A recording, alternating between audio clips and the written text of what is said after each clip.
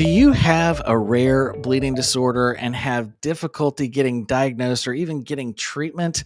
My name is Jonathan James with Hope Charities, and it is a real pleasure to be able to come to you today to talk a little bit about what it's like living with a bleeding disorder, getting a diagnosis timely, and also finding a way through preventative treatment regimen for your bleeding disorder. So many people in this country are suffering with bleeding disorders and don't even know that they have one. Matter of fact, the CDC estimates that there's over 3 million people with a rare bleeding disorder called von Willebrand's disease, and only about 19,000 of those people are getting treatment regularly. It's important to see that diverse amount of lack of treatment in that gap because so many people don't know that they have this bleeding disorder and could benefit from regular treatment. We're getting ready to get started with an online live event, and I want to invite you to be a part of it. It's called the Prophy Conference, where we talk about prophylaxis treatment regimen and what it means to stay involved in keeping your consistent medication on a day-to-day basis when you need it, according to the prescriptions that your doctors have laid out for your treatment plan. And this is going to be on May 20th and 21st. I want you to invite you to join me and some of my friends to talk a little bit more about the in-depth needs of how to stay consistent, and also what do you need to do to modify that plan with your doctor and learn from some professionals and also people that have been living with the various types of bleeding disorders for a long time who may have some tips and tricks to be able to help us all continue to stay on track. You can just click on this little QR code or in the comments below. There's a link. You can check that. It'll take you right to the registration page. We'd love to be able to spend some time with you, learn more about your story, and also be able to hopefully help all of us get better at staying on track. But today I wanted to invite a special guest, a friend of mine named Stephen, to the conversation to talk a little bit about what it's like to get diagnosed and go through this journey. And Stephen, it is great to see you today. Thank you so much for joining me for this pre-event podcast. Thanks for having me. Well, you are a new friend to me. We've gotten to know each other just recently, but I have really enjoyed getting to know your story, and you've been through so much. And so I'd love to hear a little bit more about where you're from and how you're affected by a bleeding disorder. Stephen, Laudun. I live in Baton Rouge, Louisiana, and I've apparently been affected by bleeding disorder my entire life and just didn't know it. But got diagnosed towards the beginning of the year last year, and it just kind of happenstance because my daughter the previous year started getting lightheaded and she ended up becoming anemic, and thankfully, by the grace of God, she got diagnosed with von Willebrand's, and my wife, being a nurse and in that world, she was like, "Hey, that's a hereditary thing, so you need to go get checked, especially if you're going to get your knee replaced." January of last year, we're talking about that. Go and get checked and get diagnosed and get, confirmed that I have von Willebrand's. It wasn't a no-brainer because, we knew my daughter got it from me, considering the symptoms and that she has that I had growing up, and it was just always dismissed, right? Oh, you'll grow out of it, or, the nosebleeds, they'll go away eventually, or just pinch it this way or that way, right? Not knowing the whole time, right? But fast forward to May, had my knee replaced. The doctor had a plan in place. The plan in place was to give me medicine before my surgery. And then that was it. So I wake up, they walk me around. I'm feeling good. And they send me home that day. I go home, and over the course of the next several days, trying to start bending my leg as they say you're supposed to. And it's just not bending. It's getting worse. And the pain is excruciating.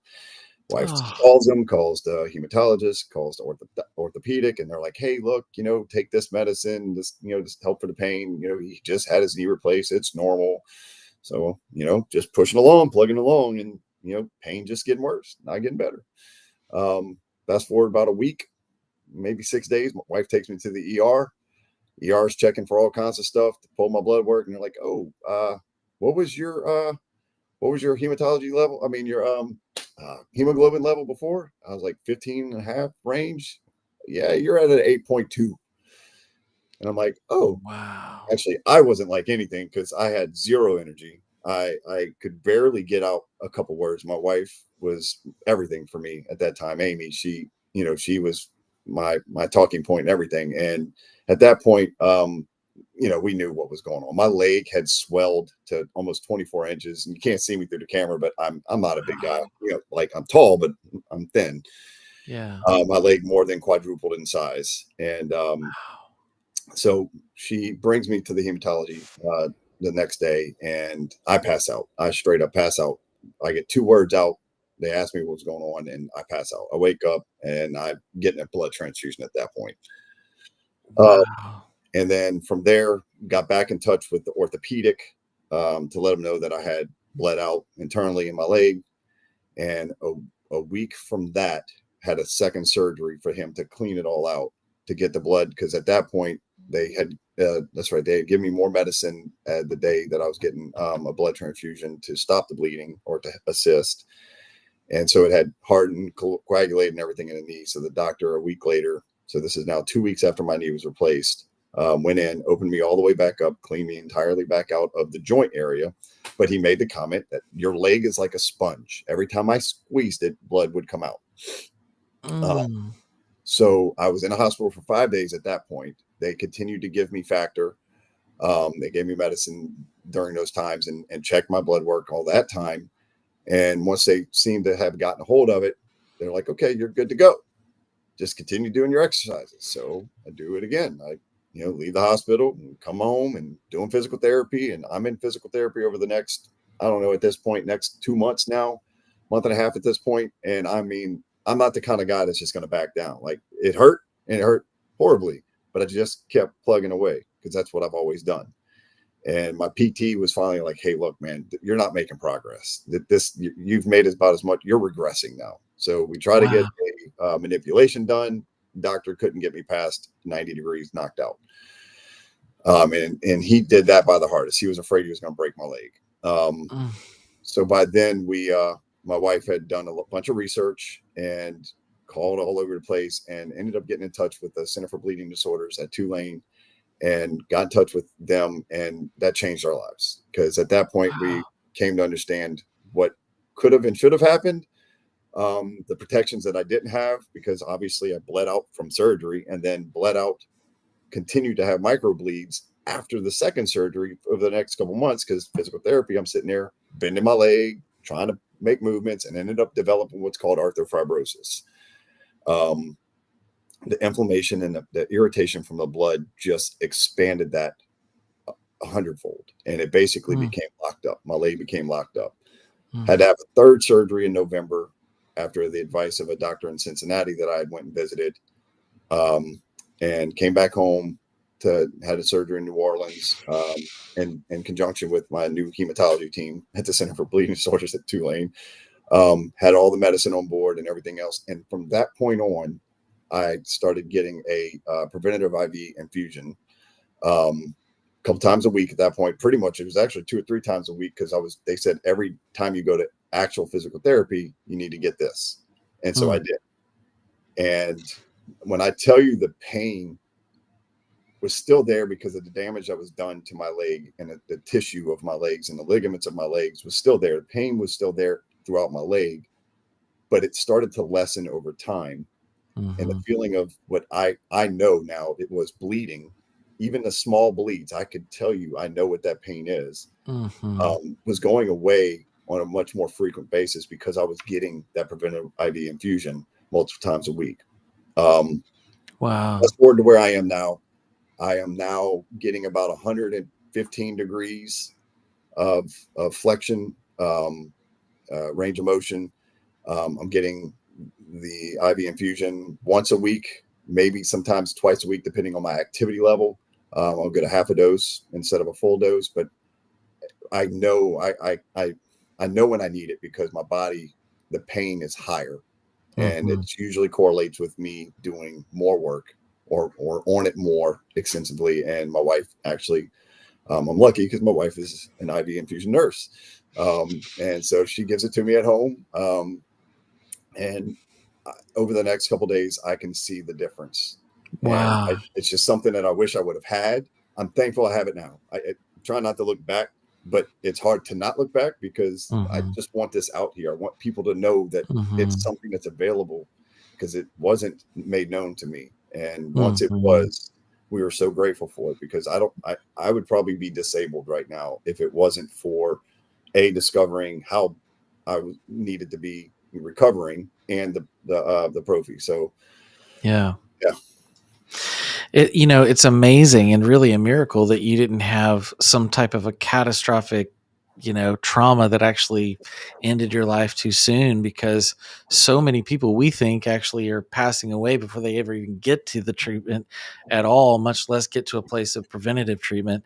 And, I wonder, like, just in your childhood and even teenage years and college age, did you see other types of things going on that just were unexplained before? yeah, yeah. So first of all, the bloody nose thing, that's a dead giveaway, right? Mhm. I Mhm. had those probably 3 times a week at least, Mhm. and some of them were just I'd never forget. It seemed every time I got a test, I had to sit down and get a test. I'd just be taking it, and all of a sudden I'd start having nosebleeds, and out of Mm. nowhere, and I'd have to excuse myself, and got to a point where a teacher thought I was cheating, right? And got called into offices multiple times. I'm like, I can't help this. But again, the nosebleeds was a major red flag Mm. in my book.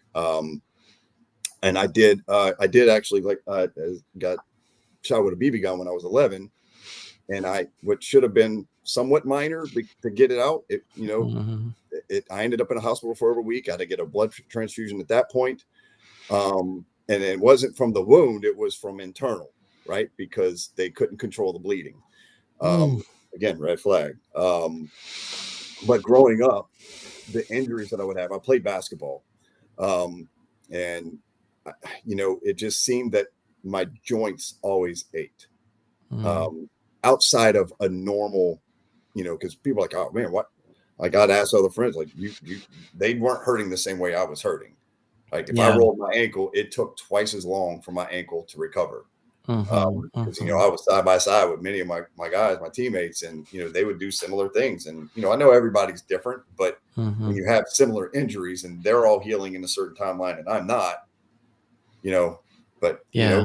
chalked it up to, hey, you're different, and And did you feel like that there was times with just being in all this pain and then people not understanding from the outside looking in, all this stuff, and you yourself don't have an explanation for it either, but you're going through this pain. Did you ever feel judged, or like people were blaming you for being like, pain medication seeking, or just being dramatic? I mean, did you feel that kind of judgment from the people around you?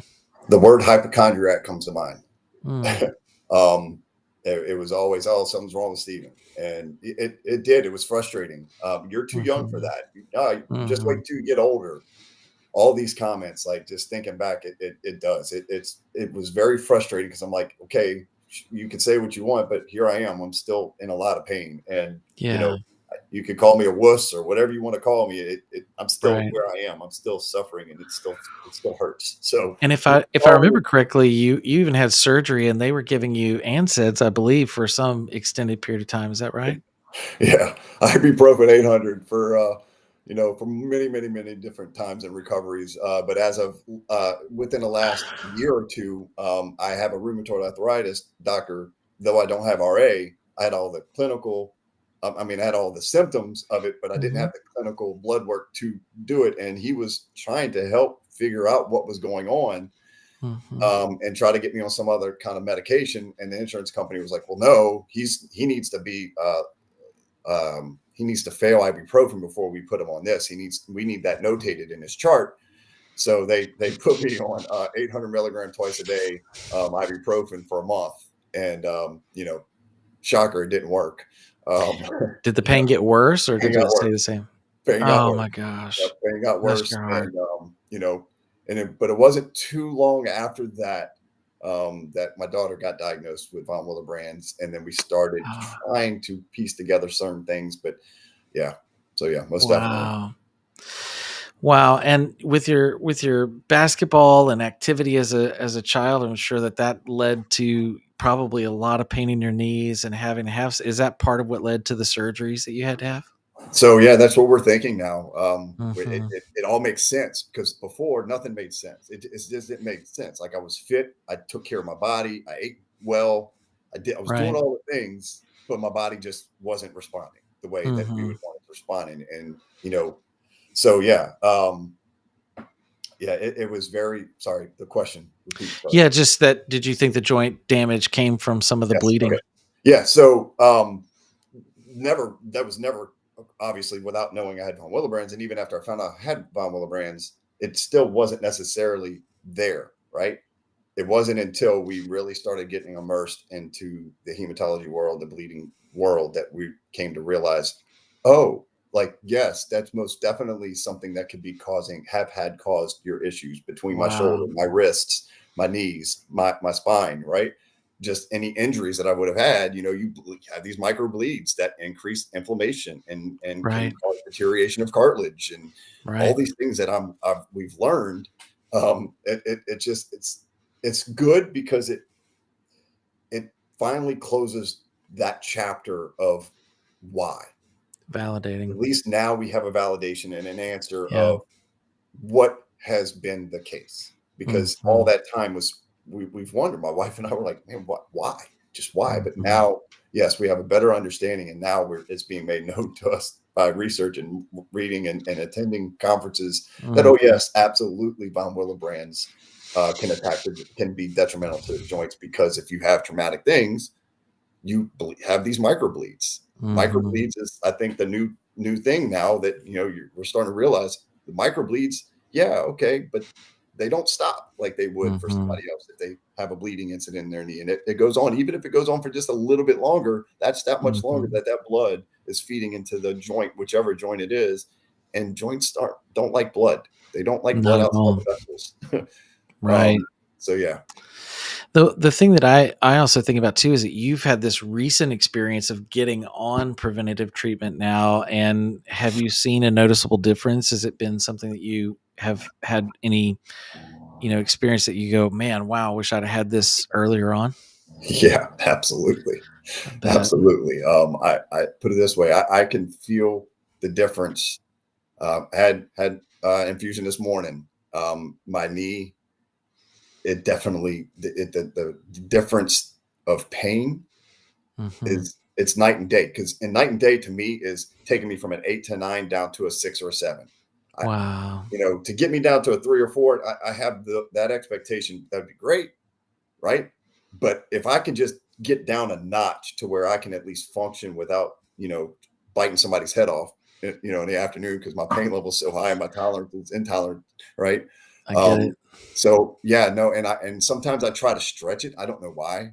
I just do, because my wife would say that's just because that's who you are, and that is. Mhm. I do. I try to stretch it sometimes just to kind of push my limits, just to see how much I actually need it. And some days I'll go Yeah. 5 or 6 days, and then the next thing I know, I'm turning to my wife. I'm like, all right, it's time. Let's take it out, get it out the fridge, Yeah. and do this. Instead of being proactive, sometimes I'm reactive.